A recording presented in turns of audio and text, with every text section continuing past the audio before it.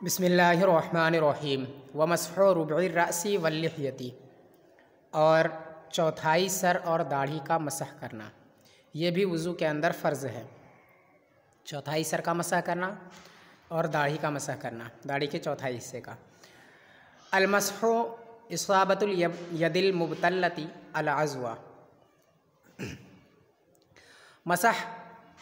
तर हाथ का अज़्व पर फेरना है, अज़्व तक पहुँचाना है, उस पर फेरना है। मसह किसे कहते हैं उसको बयान किया कि मसह कहते हैं तर हाथ को अज़्व ममसूह पर फेरने को। इम्मा बललन यअख़ुज़ुहु मिनल इनाई औ बललन बाक़ियन बिल यदि बअदा ग़स्लि अज़्विम मिनल मग़सूलाति, या तो उस तरी से जिसको बर्तन से लिया हो, या वो तरी जो हाथ में बाकी हो किसी धुलने वाले अज़्व को धुलने के बाद। यानी फरमाया कि तर हाथ को अज़्व पर फेरने का नाम मसह है। तो तर हाथ कैसे हो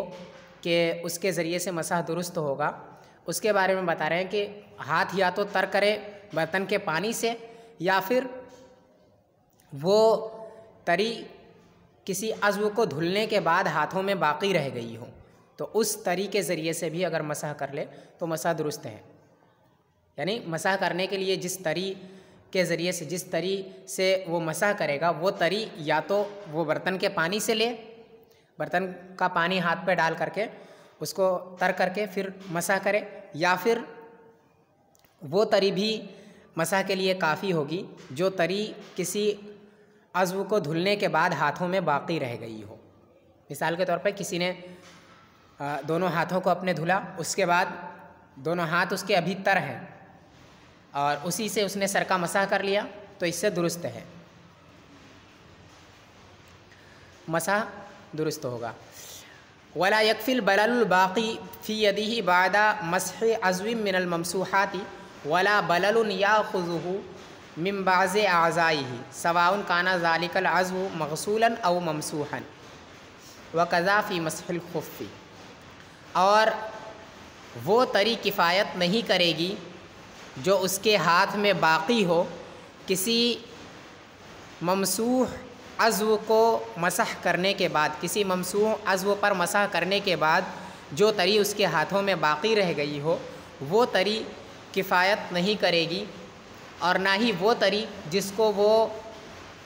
अज़्व के बाज़ से, जिसको उसने अज़्व के बाज़ हिस्से से लिया हो, बराबर है कि वो अज़्व मग़सूल हो या ममसूह हो, धुला जाने वाला हो या मसह किया जाने वाला हो। और ऐसा ही मसह ख़ुफ़ के सिलसिले में है, मोज़ों के मसह के सिलसिले में भी ऐसा ही है। दो तरह की तरी मसह में किफ़ायत करेगी, एक वो तरी जिसको बर्तन से ले, यानी हाथ को तर करके मसह करे, तो ऐसा मसह करना भी दुरुस्त होगा, और दूसरी वो तरी जो बाकी रह जाए किसी अज़्व को धुलने के बाद, किसी अज़्व को धुलने के बाद हाथ में जो तरी बाकी रह जाएगी, उस तरी से भी वो मसह कर सकता है। लेकिन इसके अलावा जो बाकी हैं, बाकी सूरतें हैं, जैसे कि किसी अज़्व को उसने मसह किया, मिसाल के तौर पे हाथ पे पानी डाला, उसके बाद सर का मसह किया, उसके बाद हाथों में तरी जो बाकी रह गई है, उस तरी से वो मसह नहीं कर सकता है। अगर सर का मसह करने के बाद हाथों में बाकी रह गई तरी से मसह करे तो मसह दुरुस्त नहीं होगा। और ना ही वो तरी जिसको वो अपने किसी अज़्व से उसने लिया हो, यानी किसी अज़्व को धुलने या मसह करने के बाद उसके हाथ जो हैं वो सूख गए, अब उसके बाद उसे किसी अज़्व पर मसह करना है, तो उसने उसके दूसरे आज़ा जो थे जिनको उसने धुला था, वो दूसरे आज़ा अभी तर थे, उस पर उसने अपने हाथों को फेर करके, हाथों को तर करके फिर उसके ज़रिए से मसह कर लिया, तो ये मसह दुरुस्त नहीं होगा। यानी मसह के लिए तरी अगर अपने किसी अज़्व से ले तो वो तरी किफ़ायत नहीं करेगी मसह के लिए, और अगर तरी खुद से बाकी रह गई हो किसी अज़्व को धुलने के बाद, तो ऐसी सूरत में वो किफ़ायत करेगी, और अगर वो तरी बाकी रह गई हो किसी अज़्व को मसह करने के बाद, तो वो तरी भी किफ़ायत नहीं करेगी। अब जिस جو تیسری والی صورت، جو آخری والی صورت ہے کہ جس تری کو وہ اپنے کسی ایک عضو سے لے، تو وہ عضو جس عضو سے اس تری کو وہ لے رہا ہے، وہ عضو چاہے دھلا جانے والا ہو یا مسح کیا جانے والا ہو، دونوں صورتوں میں اس کے ذریعے سے مسح نہیں کر سکتا ہے۔ کسی بھی عضو سے جو کہ دھلا جانے والا ہو یا مسح کیا جانے والا ہو، اس سے تری لے کر کے کسی عضو کو مسح نہیں کر سکتا ہے کسی عضو پر، ٹھیک ہے، مسح کرنا درست نہیں ہوگا۔ وَقَذَا فِي مَسْحِ الْخُفِّ، اور ایسا ہی مسح خف کے سلسلے میں بھی ہے، یعنی اس کے لیے بھی مسح کا قاعدہ وہی ہے جو یہاں بیان کیا گیا کہ کس طرح سے وہ مسح کر سکتا ہے، کس طرح سے مسح نہیں کر سکتا ہے، اس کے سلسلے میں بھی یہی اقوال ہے کہ وہ طری جو کسی عضو کو دھلنے کے بعد باقی رہ گئی ہو اس سے وہ کر سکتا ہے، اور نئے سرے سے ہاتھ کو تر کر کے پانی سے اس سے بھی وہ مسح کر سکتا ہے۔ اس کے علاوہ جو باقی صورتیں ہیں اس کے ذریعے سے، ان کے ذریعے وہ مسح نہیں کر سکتا ہے۔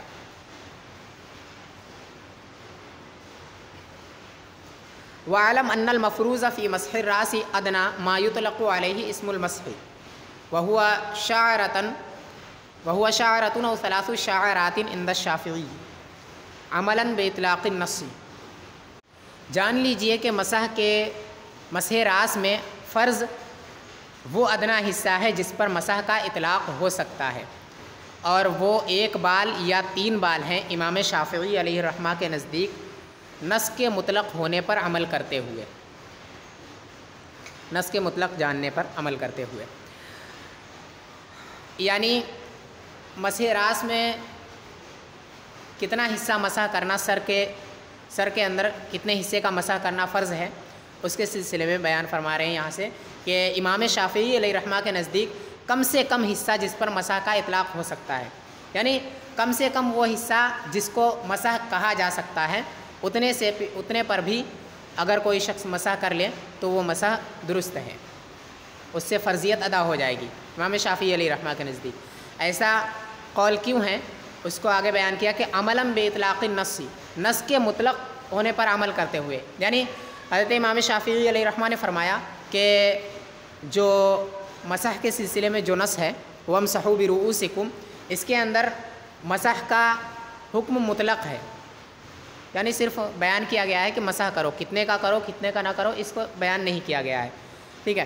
اور یہ مطلق ہے۔ جب مطلق ہے تو جتنے کو بھی مسح کہا جا سکتا ہوگا اتنے پر مسح کر لینا کافی ہوگا، اور انہوں نے فرمایا کہ 1 بال یا 3 بال کا مسح کر لینا بھی مسح ہے، اسی وجہ سے کم حصہ یہی ہے کہ 1 یا 3 بال پر اگر کوئی مسح کر لے تو اسے مسح کہا جاتا ہے، تو کم سے کم یہی حصہ ہے، تو اگر کوئی 1 یا 3 بالوں پر مسح کر لے تو وہ اس کے لیے کفایت کرے گا۔ یہ ہے حضرت امام شافعی علیہ رحمہ کا قول، اس کے بارے میں ابھی اور وضاحت آئے گی۔ وعند مالک الاستیعاب فرض کما فی قولہ تعالی فامسحوا بوجوہکم، اور امام مالک علیہ الرحمہ کے نزدیک استیعاب فرض ہے، جیسے کہ اللہ تبارک و تعالی کے قول فامسحوا بوجوہکم کے اندر، یعنی امام مالک علیہ رحمۃ اللہ نے فرمایا ہے کہ استیعاب سر کے مسح میں استیعاب فرض ہے، پورے سر کا مسح کرنا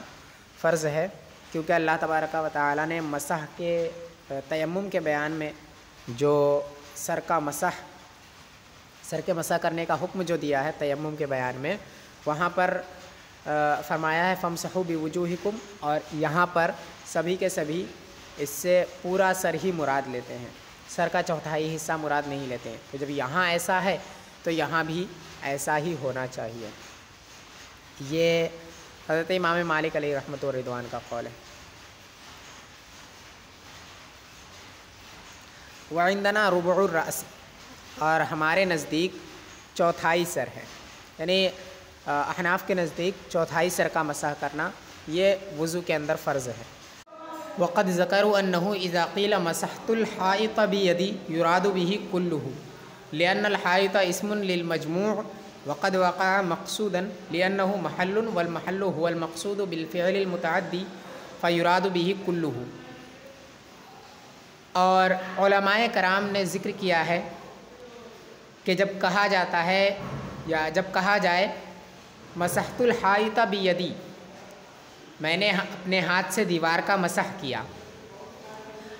تو اس سے دیوار کا کل حصہ مراد ہوتا ہے،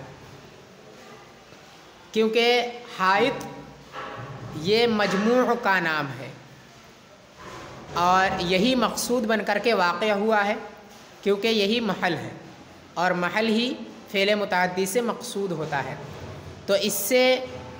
اس کا کل مراد ہوگا، دیوار سے اس کا کل حصہ مراد ہوگا۔ وَإِذَا قِيلَ مَسَحْتُ بِالْحَائِطِ يُرَادُ بِهِ بَعْضُهُ، اور جب کہا جائے مسحت بالحائط، میں نے دیوار سے مسح کیا، یراد به بعضہ، تو دیوار کا بعض حصہ مراد ہوگا۔ لأن الأصل في الباء أن تدخل على الوسائل، کیونکہ با کے اندر اصل یہ ہے کہ وہ وسائل پر داخل ہوتا ہے، ذرائع پر داخل ہوتا ہے، وہی غیر مقصودۃ، جو کہ غیر مقصود ہوتے ہیں، ذرائع غیر مقصود ہوتے ہیں، فلا یثبت استیعابها، تو اس کا استیعاب ثابت نہیں ہوگا، یعنی وسائل کا استیعاب ثابت نہیں ہوگا، بل یکفی منہا ما یتوصل به الی المقصود، بلکہ اس کا اتنا حصہ ہی کافی ہوگا جتنے حصے سے مقصود تک پہنچا جا سکتا ہے، جتنے حصے کو مقصود کے لیے وسیلہ بنایا جا سکتا ہو۔ فَإِذَا دَخَلَتِ الْبَاءُ فِي الْمَحَلِّ شُبِّهَ الْمَحَلُّ بِالْوَسَائِلِ فَلَا يَثْبُتُ اسْتِيعَابُ الْمَحَلِّ، تو جب با محل میں داخل ہے تو محل وسائل کے مشابہ ہوگی، محل کو وسائل کے مشابہ مانا جائے گا، تو محل کا استیعاب ثابت نہیں ہوگا، یا تو جب با محل میں داخل ہے تو محل وسائل کے مشابہ ہو گیا تو محل کا استیعاب ثابت۔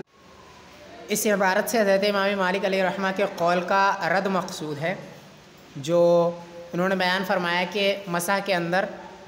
استیعاب فرض ہے، یعنی پورے سر کا مسح کرنا فرض ہے، اس کا رد مقصود ہے۔ وہ اس طور پر کہ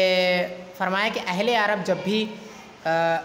مسح کا اطلاق کرتے ہیں تو اس کے اندر با جو داخل کیا جاتا ہے وہ وسائل پر داخل کیا جاتا ہے، جب مسح کا اطلاق ہوتا ہے تو اس میں با وسائل پر داخل کیا جاتا ہے، اور وسائل جو ہوتے ہیں وہ اصل میں مقصود نہیں ہوتے ہیں، مقصود جس چیز کی مسح کی جاتی ہے وہ مقصود ہوتا ہے، جس چیز کے ذریعے سے مسح کیا جاتا ہے وہ چیز مقصود نہیں ہوتی ہے، بلکہ مقصود وہ چیز ہوتی ہے جس چیز کا مسح کیا جاتا ہے۔ تو بیان کیا کہ جب با وسائل پر داخل ہوتا ہے اور وسائل مقصود نہیں ہوتے ہیں تو اس چیز کا جس پر با داخل ہو، یعنی وسیلے کا اتنا حصہ ہی صرف مسح کیا جائے گا، اتنا حصہ ہی مراد ہوگا جتنے حصے سے وسیلہ کیا جاتا ہو، یعنی جتنے حصے کے ذریعے سے اس چیز کے جتنے حصے کے ذریعے سے مسح کیا جاتا ہوگا اتنا حصہ ہی مراد ہوگا، اس کا کل حصہ مراد نہیں ہوگا۔ جب یہ بات ثابت ہو گئی کہ اس کا اتنا حصہ ہی مراد ہوگا، کل مراد نہیں ہوگا، تو یہ بات ثابت ہو گئی کہ بعض مراد ہوگا اور اس کا کل مراد نہیں ہوگا، جس چیز کو بھی وسیلہ بنایا جاتا ہے۔ اب جس چیز کو وسیلہ بنایا جاتا ہے اس پر ہی با داخل ہوتا ہے، تو اس کے ذریعے سے اس کا بعض ہی مراد ہوتا ہے۔ تو آیت وضو کے اندر با داخل ہے سر پر، رؤوس پر با داخل ہے، وَامْسَحُوا بِرُؤُوسِكُمْ ہے، تو رؤوس پر با داخل ہے، تو اس سے مراد یہ ہے کہ سر کا بعض حصہ مراد ہوگا، مکمل حصہ مراد نہیں ہوگا اس قاعدے کے پیش نظر۔ تو یہ بات ثابت ہو گئی کہ اس کا کل حصہ مراد نہیں ہوگا۔ یہی ہے حضرت امام مالک علیہ رحمہ کے قول کا رد، کیونکہ انہوں نے فرمایا کہ استیعاب فرض ہے، پورے سر کا مسح کرنا فرض ہے، حالانکہ اس پوری تفصیل سے یہ بات ثابت ہو گئی کہ پورے سر کا مسح کرنا فرض نہیں ہے، بلکہ بعض سر کا مسح کرنا فرض ہے، کیونکہ با وہاں پر رؤوس پر داخل ہے۔ جب رؤوس پر داخل ہے اور یہاں انقسام الاحاد بالاحاد مراد ہے، یعنی ہر ایک کا ایک سر، تو ہر ایک کے ایک سر کا بعض حصہ مراد ہوگا، کل حصہ مراد نہیں ہوگا۔ حالانکہ امام مالک علیہ رحمہ نے فرمایا کہ کل حصہ مراد ہے اور پورے سر پر مسح کرنا فرض ہے، اور انہوں نے اس کا قیاس کیا ہے اس دوسری والی آیت پر جو تیمم کے سلسلے میں جو آیت وارد ہوئی کہ اس میں اللہ تبارک و تعالی نے فرمایا وَامْسَحُوا بِوُجُوهِكُمْ فَامْسَحُوا بِوُجُوهِكُمْ، اس میں فرمایا ہے، تو وہاں وجہ پر وہاں با داخل ہے، اس کے باوجود وہاں پر وجہ سے کل وجہ مراد ہے، پورا چہرہ مراد ہے وہاں پر. تو جس طرح وہاں پر پورا چہرہ مراد ہے، ویسے ہی آیت وضو کے اندر بھی پورا چہرہ مراد ہونا چاہیے. یہ حضرت امام مالک علیہ رحمہ کا قول ہے، لیکن اس کا رد ذکر کیا کہ جب با داخل کیا جاتا ہے تو اس سے اس کا کل حصہ مراد نہیں ہوتا ہے. مدخول کا جس پر با داخل ہو اس کا کل حصہ مراد نہیں ہوتا ہے، کیونکہ با داخل ہوتا ہے اکثر وسائل پر. جب با وسائل پر داخل ہوتا ہے اور وسائل جو ہوتے ہیں وہ مقصود ہی نہیں ہوتے ہیں، مقصود جو ہوتا ہے وہ ممسوح مقصود ہوتا ہے. تو جس چیز کا مسح کیا جاتا ہے وہ چیز مقصود ہوتی ہے، وسیلہ مقصود نہیں ہوتا ہے جس چیز کے ذریعے سے مسح کیا جائے. تو جب وہ مقصود ہی نہیں ہوتا ہے تو اس کا کل مراد بھی نہیں ہوگا. جب کل اس کا مراد نہیں ہوگا تو آیت وضو کے اندر بھی رؤوس پر داخل ہے تو رؤوس کا بھی کل حصہ مراد نہیں ہوگا بلکہ بعض حصہ مراد ہوگا. ٹھیک ہے. اور علماء نے ذکر کیا ہے کہ جب کہا جائے مسحت الحائط بیدی تو اس سے حائط کا کل حصہ مراد ہوگا، کیونکہ حائط جمع کا اسم ہے،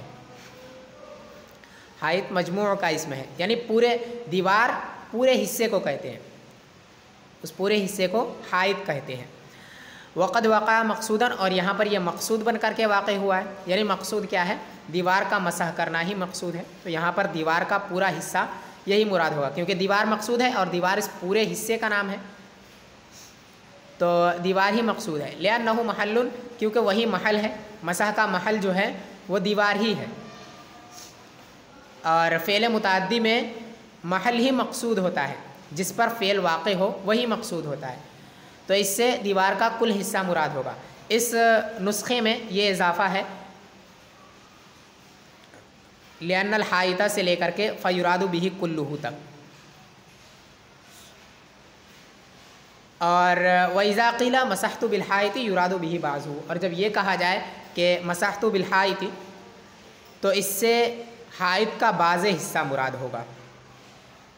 لأن الأصل في الباء أن تدخل على الوسائل وهي غير مقصودة فلا يثبت استيعابها، کیونکہ با کے اندر اصل یہ ہے کہ با وسائل پر داخل ہوتا ہے، جو چیز ذریعہ بنے مسح کے لیے اس پر با داخل ہوتا ہے. جب اس پر داخل ہوتا ہے اور ذریعہ وہی غیر مقصودۃ، ذریعہ مقصود نہیں ہوتا ہے بلکہ جس کا مسح کیا جاتا ہے وہ مقصود ہوتا ہے، ممسوح. فلا یثبت استیعابها، جب ذریعہ مقصود نہیں ہوتا ہے تو ذریعے کا کل حصہ مراد بھی نہیں ہوگا. بل یکفی منہا ما یتوصل به الی المقصود، بلکہ اس کا اتنا حصہ ہی کافی ہوگا جتنے حصے کے ذریعے سے، جتنے حصے کو وسیلہ بنایا جا سکے مقصود تک. یعنی مقصود کے لیے جتنے حصے کو وسیلہ بنایا جا سکتا ہے اتنا حصہ ہی مراد ہوگا. یعنی جتنے حصے کے ذریعے سے مسح کیا جا سکتا ہو اتنا حصہ ہی مراد ہوگا باقی مدخول کا، اس پر با داخل ہو. فإذا دخلت الباء في المحل شبه المحل بالوسائل فلا يثبت استيعاب المحل. تو جب با داخل ہے محل میں تو محل وسائل کے ساتھ وسائل کے مشابہ ہو گیا تو محل کا مکمل حصہ مراد نہیں ہوگا. یعنی آیت وضو کے اندر با جو داخل ہے وہ محل پر داخل ہے، کہ ممسوح جو ہے آیت وضو کے اندر وہ راس ہی ہے. جب ممسوح راس ہے اور وہی محل ہے اور اسی پر با داخل ہے تو گویا کہ ممسوح جو ہے وہ وسائل کے مشابہ ہو گیا. جب وسائل کے مشابہ ہو گیا اور وسائل سے وسائل مکمل مراد نہیں ہوتے ہیں تو ویسے ہی راس بھی مکمل مراد نہیں ہوگا بلکہ اس کا بعض حصہ مراد ہوگا. تو سر کا استیعاب ثابت نہیں ہوگا. لیکن یشکل ھذا بقولہ فامسحوا بوجوہکم، لیکن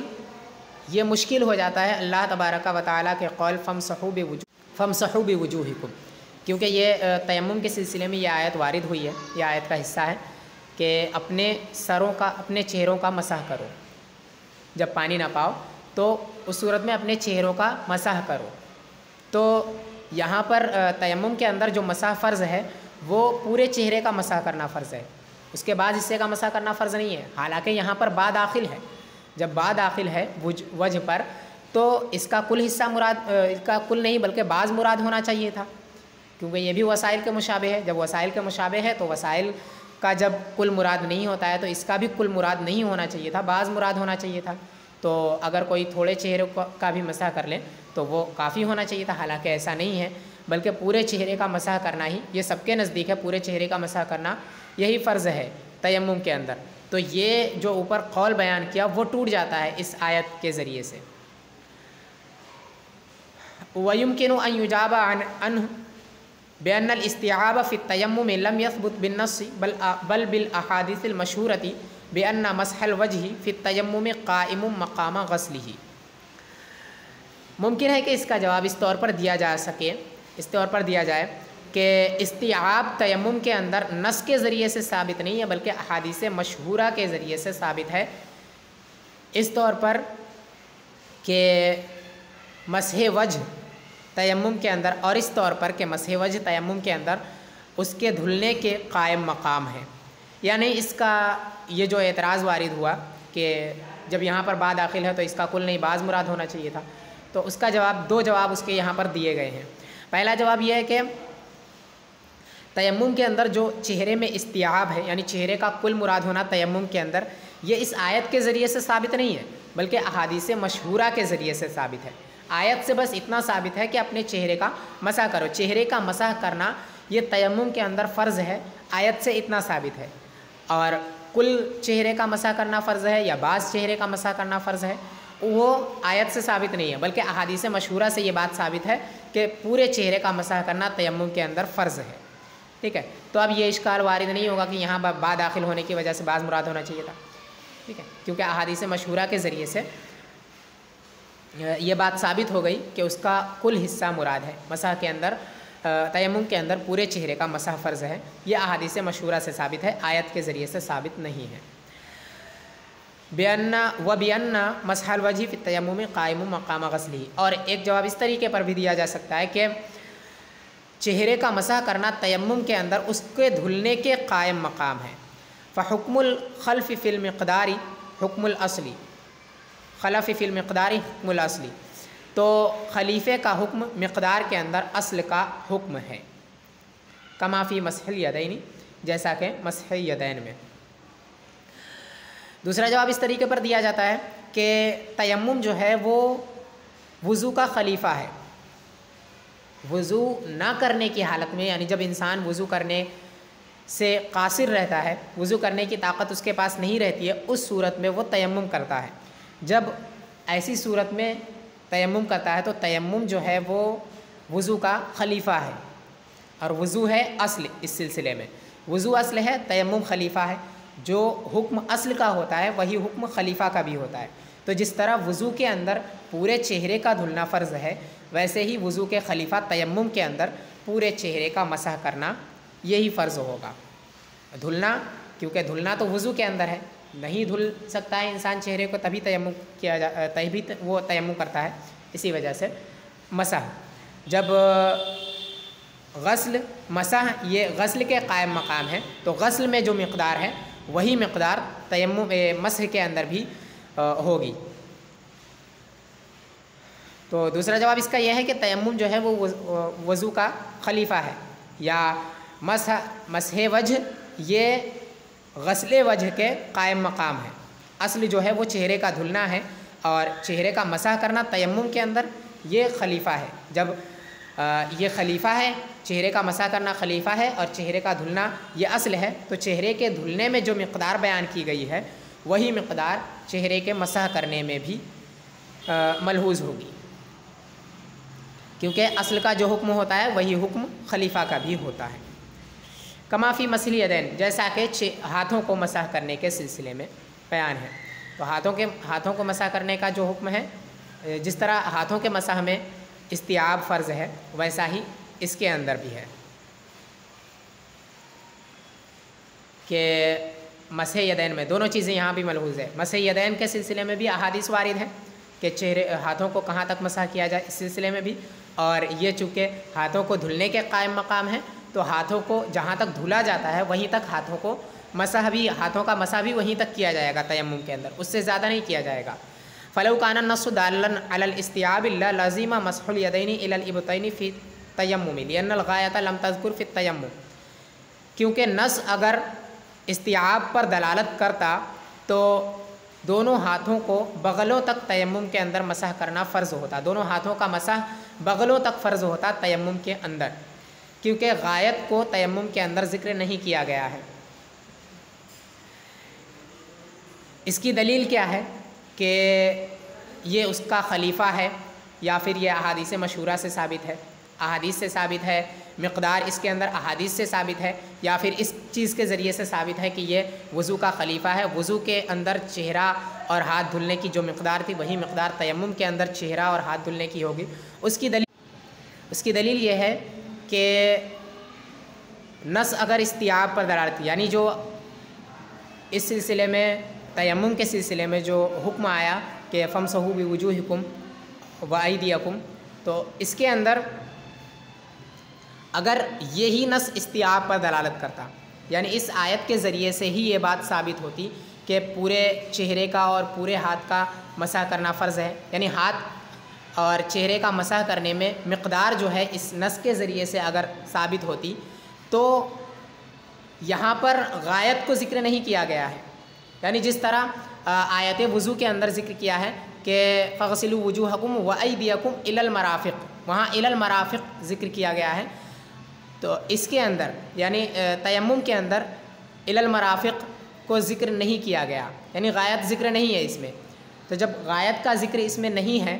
تو اگر مقدار اس آیت کے ذریعے سے ثابت ہوتی تو پورے ہاتھ کا دھلنا فرض ہوتا، کیونکہ پورا ہاتھ یدین جو ہے بغل تک پورے حصے کو کہتے ہیں، انگلی کے سرے سے لے کر کے بغل تک جو حصہ ہے اس کو اس پر ید کا اطلاق ہوتا۔ تو جب اللہ تبارک و تعالیٰ نے فرمایا کہ اپنے ہاتھوں کا مسح کرو، تو اگر مقدار اس سے ثابت ہوتی تو ہاتھ چونکہ بغل تک ہے تو بغل تک پورے ہاتھ کا مسح کرنا فرض ہونا چاہیے تھا، حالانکہ ایسا نہیں ہے، تو یہ بات ثابت ہو گئی کہ مقدار جو ہے وہ اس آیت کے ذریعے سے ثابت نہیں ہے، بلکہ یہ وضو کا خلیفہ ہے، تو وضو کے اندر جو مقدار بیان کی گئی ہے وہی مقدار یہاں پر بھی ملحوظ ہے، ٹھیک ہے، اور وہاں پر غائط ذکر ہے، اسی وجہ سے وہاں پر جو غائط ہے اس غائط تک ہی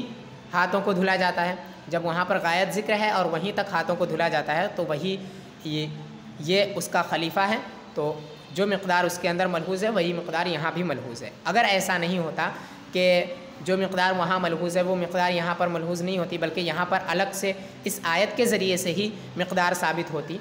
تو اس صورت میں پورے ہاتھ کا بغل تک مسح کرنا فرض ہوتا، حالانکہ ایسا نہیں ہے، یا پھر اس کے اندر مقدار جو ہے وہ احادیث سے ثابت ہے۔ تو یہ اعتراض جو ہے وہ دفع ہو گیا کہ با وجوہکم کے اندر فامسحوا بوجوہکم کے اندر با داخل ہے، اس کے باوجود یہاں پر اس کا کل مراد ہے، حالانکہ مراد نہیں ہونا چاہیے تھا۔ یہ اشکال جو ہے وہ اس سے دور ہو گیا۔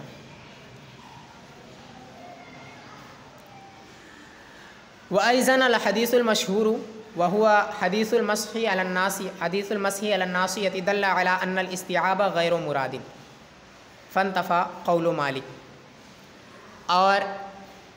مزید اس پر یہ کہ حدیث مشہور جو کہ پیشانی پر مسح کرنے والی حدیث ہے وہ دلالت کرتی ہے اس بات پر کہ استیعاب مراد نہیں ہے، تو امام مالک علیہ الرحمہ کا قول ٹوٹ گیا اس کے ذریعے سے، یعنی اس سلسلے میں کہ سر کے اندر مسح کرنا کتنا فرض ہے کتنا فرض نہیں ہے، اس سلسلے میں حضور صلی اللہ تعالیٰ علیہ وسلم کی ایک حدیث ہے کہ حضور صلی اللہ تعالیٰ علیہ وسلم ایک قوم کی ڈھیر پر آئے اور وہاں پر آپ نے پیشاب کیا، پھر اس کے بعد وضو فرمایا اور وہاں آپ نے پیشانی پر مسح کیا، تو مسح علی الناصیہ والی یہ حدیث دلالت کرتی ہے اس بات پر کہ پیشانی جو ہے وہ سر کا چوتھائی حصہ ہے، سر کے اگر 4 حصے کیے جاتے ہیں تو ایک حصہ پیشانی جو ہے وہ ایک حصے کے برابر ہوگا، تو حضور صلی اللہ تعالیٰ علیہ وسلم کا پیشانی پر مسح کرنا، اس سے یہ بات ثابت ہو جاتی ہے کہ اگر اتنی مقدار پر بھی کوئی مسح کر لے تو وہ کفایت کرے گا، یعنی اتنا ہی فرض ہے، اس سے زیادہ فرض نہیں ہے، ورنہ حضور صلی اللہ تعالیٰ علیہ وسلم ایسا نہ کرتے۔ تو امام مالک علیہ الرحمہ کا قول اس حدیث سے بھی ٹوٹ گیا کہ استیعاب سر کے مسح میں فرض ہے۔ وأما نفي مذهب الشافعي فمبني على أن الآية مجملة في حق المقدار لا مطلقة كما زعم، لأن المسح في اللغة إمرار اليد المبتلة، ولا شك أن مماسة الأنملة شعرة أو ثلاثا لا تسمى مسح الرأس۔ اور رہا امام شافعی کے مذہب کی نفی کرنا، تو وہ مبنی ہے اس بات پر کہ یہ آیت مقدار کے حق میں مجمل ہے نہ کہ مطلق ہے، جیسا کہ امام شافعی علیہ الرحمٰ نے سمجھا ہے۔ لأن المسح فی اللغت امرار الید المبتلۃ، کیونکہ مسح لغت میں تر ہاتھ گزارنے کو کہتے ہیں، تر ہاتھ پھیرنے کو کہتے ہیں، اور اس بات میں کوئی شک نہیں ہے کہ انگلیوں سے 1 یا 3 بال کو چھو لینا مسح نہیں کہا جاتا، مسح راس نہیں کہا جاتا ہے۔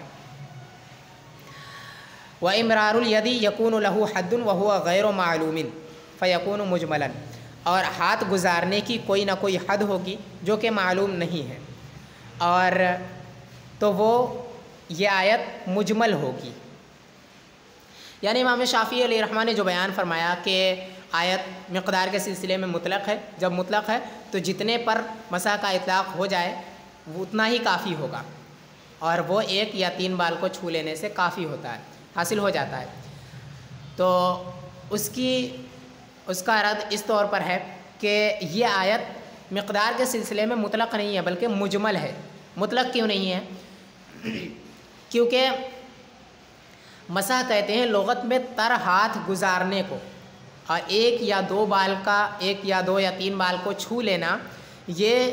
مسح نہیں کہا جاتا ہے لغتاً، اس چیز کو لغت میں مسح نہیں کہا جاتا ہے۔ جب مسح اس چیز کو نہیں کہا جاتا ہے تو یہ بات ثابت ہو گئی کہ یہ مراد نہیں ہو سکتا ہے۔ جب یہ مراد نہیں ہوگا تو لغت میں مسح کہتے ہیں تر ہاتھ گزارنے کو، اور تر ہاتھ کو گزارنا اس آیت کے اندر، اس وقت اس آیت کے اندر تر ہاتھ کو گزارنا یہ فرض ہے۔ یہ بات ثابت ہو گئی کہ فرض یہاں پر تر ہاتھ کو گزارنا ہے سر پر۔ جب تر ہاتھ کو گزارنا فرض ہے تو تر ہاتھ گزارنے کی کوئی نہ کوئی مقدار ہوگی، اور وہ مقدار کیا ہے وہ معلوم نہیں ہے۔ تو یہ آیت مقدار کے سلسلے میں مجمل ہے، مطلق نہیں ہے۔ اگر مطلق ہوتی یہ آیت تو 1 یا 3 بال کو چھونا بھی یہ مسح کہا جاتا، حالانکہ ایسا نہیں ہے۔ اور اس کا رد دوسرے طریقے سے ایک یہ بھی ہے کہ وَلِأَنَّهُ إِذَا قِيلَ مَسَحْتُ بِالْحَائِطِ يُرَادُ بِهِ الْبَعْضُ وَفِي قَوْلِهِ تَعَالَى فَامْسَحُوا بِوُجُوهِكُمْ يُرَادُ الْكُلُّ فَتَكُونُ الْآيَةُ فِي الْمِقْدَارِ مُجْمَلَةً۔ اور اس وجہ سے کیونکہ جب کہا گیا مَسَحْتُ بِالْحَائِطِ تو اس سے حائط کا بعض حصہ مراد ہوتا ہے، اور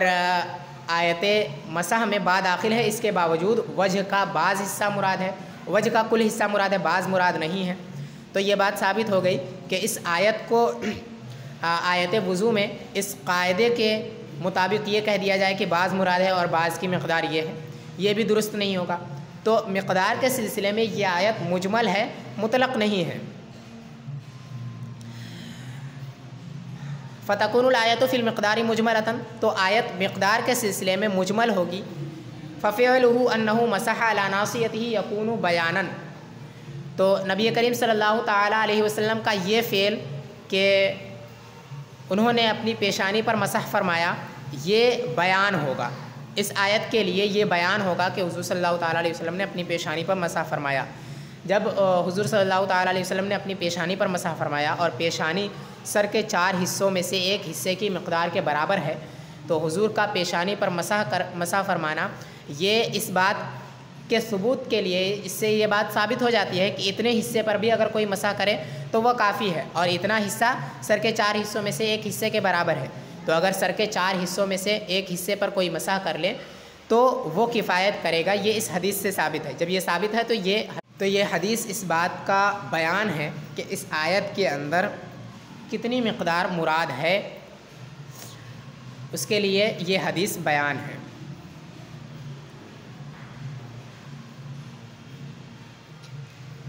وَأَمَّا اللِّحْيَةُ فَعِنْدَ أَبِي حَنِيفَةَ مَسْحُ رُبِعِهَا فَرْضٌ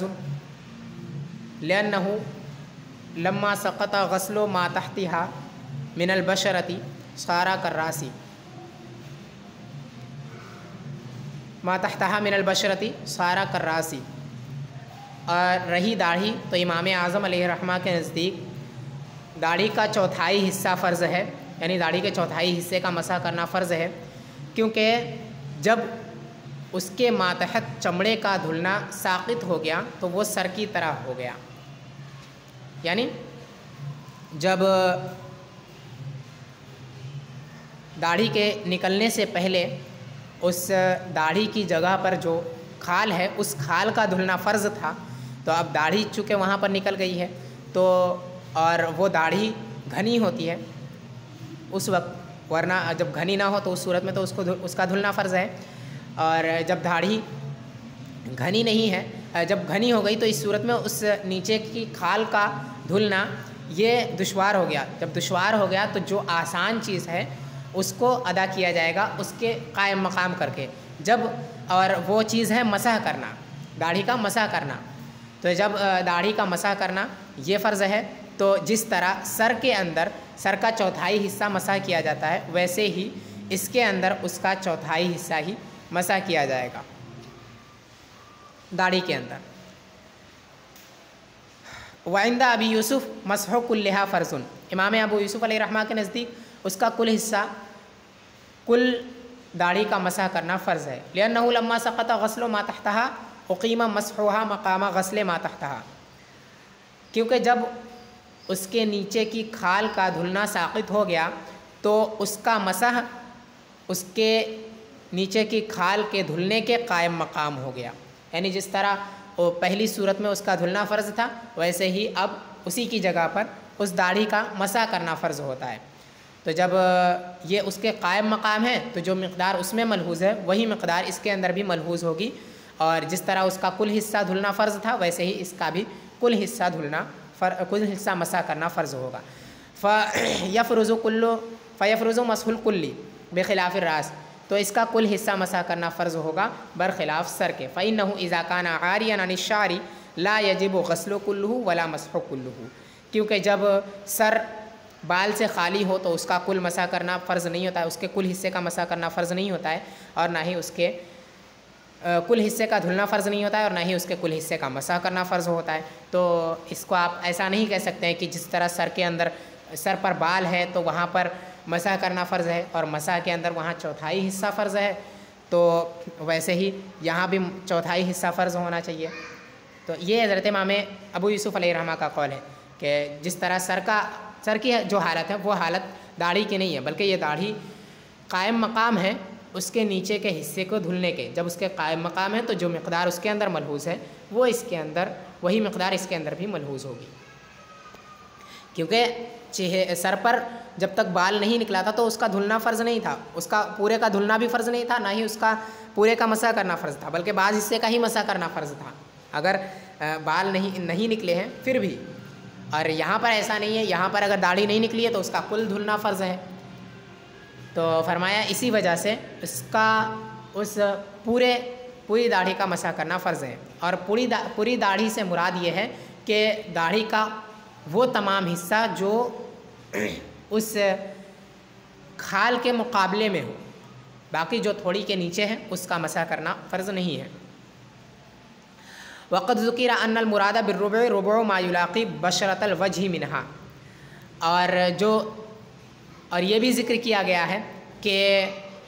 रुबअ से मुराद उसका रुबअ है जो चेहरे की खाल के मुलाक़ी है, जो चेहरे की खाल से मुत्तसिल है उसका, यानी चेहरे की खाल से मिली हुई जो दाढ़ी है